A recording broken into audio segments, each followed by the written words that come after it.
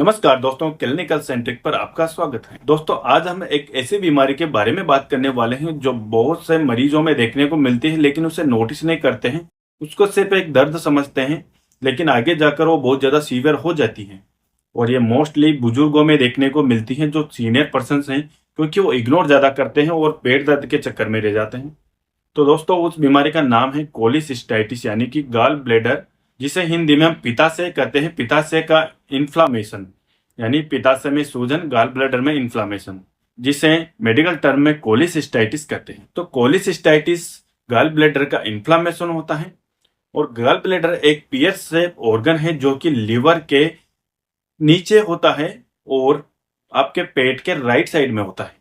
यानी कि लीवर के थोड़ा सा हल्का सा ऊपर रहेगा और पेट के राइट साइड में होगा। तो आप जब भी पेन हो उस जगह तो समझ सकते हैं आपके गाल स्टोन या लीवर से रिलेटेड पेन हुआ है। और ज्यादातर केसेस में देखा गया है कि गाल स्टोन का कारण है जो बाइल डक्ट होती है, जो सिस्टिक डक्ट होती है, उसमें ब्लॉकेज देखने को मिलता है। और यह इस वजह से होता है क्योंकि बाइल बिल्डअप होता रहता है, यानी बाइल तो बनता रहता है, लेकिन जो सिस्टिक डक्ट है उसमें कुछ ट्यूमर की वजह से या फिर इन्फेक्शन की वजह से या कोई इन्फेक्शन था जो ट्रीट पूरी तरह नहीं हो पाया है, उसकी वजह से इसमें ब्लॉकेज देखने को मिलता है, जिसके वजह से कोलिसिस्टाइटिस के चांसेस रहते हैं। और कॉम्प्लिकेशंस कुछ ऐसे देखने को मिलते हैं जिनमें रप्चर होने के चांसेस भी रहते हैं। तो उसके बारे में हम आगे बात करने वाले हैं। और बात करें अगर हम कोलिसिस्टाइटिस के सिम्टम्स के बारे में, तो आपके एब्डोमेन की राइट साइड यानी पेट के राइट अपर साइड में आपको पेन देखने को मिलता है। पेन बहुत ज्यादा सीवियर होता है। इसके अलावा आपको थोड़ा हार्ड फील हो गया उस जगह, नोजिया वोमिटिंग देखने को मिलती है, फीवर भी देखने को मिलता है। और कोलिसिस्टाइटिस के सिम्टम्स ज्यादातर खाना खाने के बाद देखने को मिलते हैं। और मेनली जब आप हैवी फूड कर लेते हैं या ज्यादा खा लेते हैं, ज्यादा फैटी फूड ले लेते हैं, उस टाइम पर ज्यादा देखने को मिलते हैं।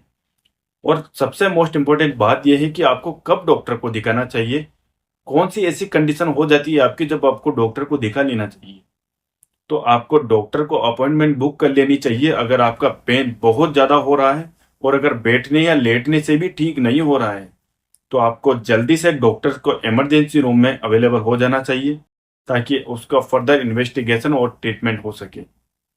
बात करें कोलिसिस्टाइटिस के कोजेज के बारे में यानी कारणों के बारे में, तो सबसे मेन कारण है इसका गाल स्टोन, यानी कि पित्त के क्रिस्टल्स बन जाते हैं, बाइल के कुछ क्रिस्टल बन जाते हैं जो स्टोन के रूप में, जैसे किडनी स्टोन होती है वैसे गाल स्टोन होती है। तो गाल ब्लैडर में स्टोन का फॉर्मेशन की वजह से इंफ्लामेशन देखने को मिलता है। और उसका मेन कारण यह है कि जब भी ये गाल स्टोन बनते हैं, बाइल फ्लो को ऑब्स्ट्रक्ट कर देते हैं, सिस्टिक डक्ट को ब्लॉकेज कर देते हैं, जिसकी वजह से गाल ब्लैडर में आपको इंफ्लामेशन देखने को मिलता है। इसके अलावा किसी ट्यूमर की वजह से भी ये हो सकता है। कुछ ट्यूमर्स जो डक्ट में होते हैं तो उसके फ्लो को ब्लॉक कर देते हैं और इधर बाइल बनता रहता है, वो इकट्ठा होता रहता है जो क्रिस्टल फॉर्म में हो जाता है अगर लंबे समय तक उसमें रहेगा तो। इसके अलावा कुछ इन्फेक्शन भी इसका कारण हो सकते हैं, जैसे कि एड्स या कुछ वायरल इन्फेक्शन भी इस कंडीशन को ट्रिगर कर सकते हैं। ये भी गाल ब्लैडर इन्फ्लामेशन को ट्रिगर करते हैं बहुत ज्यादा।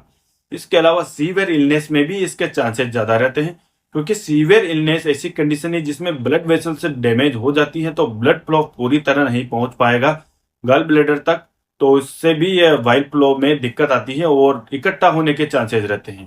और अब आगे बात करें इसके इलाज के बारे में, तो सबसे पहले इलाज शुरू करते टाइम आपको शुगर और बीपी को मैनेज किया जाता है, उसके बाद ही इलाज शुरू किया जाता है। तो सबसे पहले आपको सिम्टोमेटिक ट्रीटमेंट शुरू किया जाता है। अगर आपको सीवियर दर्द हो रहा है तो ट्रेमाडोल इंजेक्शन लगाया जाएगा। एंटीबायोटिक के रूप में पिप्रासिलिन टेजोबैक्टम के NS-500 ड्रिप में लगाया जाएगा और साथ में अमिका इंजेक्शन यानी कि अमिकासिन इंजेक्शन भी उसमें मिक्स किया जाता है। और सिफ्रोफ्लोक्सासिन ड्रिप भी दी जा सकती है। एसिक्लोपेरा एसपी टेबलेट दी जा सकती है ताकि दर्द को कम किया जा सके। और उल्टी को कम करने के लिए ओंडन सिट्रोन इंजेक्शन लगाएंगे। साथ ही ओंडन टेबलेट आपको बीडी में यानी कि सुबह शाम चालू रखनी है ताकि एक्सेसिव वोमिटिंग की कंडीशन को कम किया जा सके, क्योंकि वाइल फ्लो ऑब्स्ट्रक्ट होगा तो वोमिटिंग भी होती है। इसके अलावा ओफ्लॉक्स ओनिडाजोल टेबलेट आपको कंटिन्यू रखनी है सुबह शाम। हायोसिन ब्यूटाइल ब्रोमाइड आपको स्टेट लगाना है आईवी या कैनुला में। इसके अलावा आपको हैवी फूड बिल्कुल भी नहीं देना है उस पेशेंट को। और अगर ज्यादा सीवियर कंडीशन हो गई है तो कोलिसिस्टेक्टोमी ही एकमात्र ऑप्शन है। और जो ट्रीटमेंट बताया उसको 5 से 7 दिन तक कंटिन्यू रखना है और मॉनिटर करना है साइन, उसके जो वाइटल्स दिख रहे हैं उसको। और अगर सीवियर कंडीशन है तो तुरंत रेफर करें।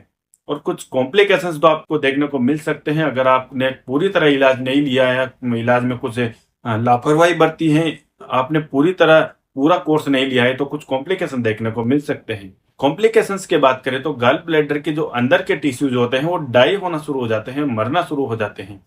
इसके अलावा उसके जो सेल्स होती हैं वो फंक्शनिंग करना बंद कर देती है।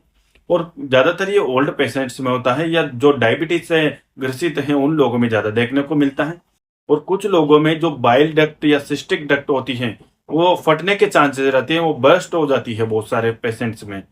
और कुछ लोगों में इसका परपोरेशन भी देखने को मिलता है, यानी छेद भी देखने को मिल सकता है, क्योंकि जो हार्ड क्रिस्टलाइन स्ट्रक्चर बनी है, हार्ड क्रिस्टलाइन जो बने हैं बाइल के, उनके वजह से रप्चर देखने को मिलता है सिस्टिक डक्ट में, जिसके वजह से भी गॉल ब्लैडर का इन्फ्लामेशन देखने को मिलता है। तो आपको कुछ प्रिवेंशन ध्यान रखनी है, जैसे कि आपको एक साथ रैपिडली वेट लॉस नहीं करना है, जिसकी वजह से भी ये अफेक्ट होता है।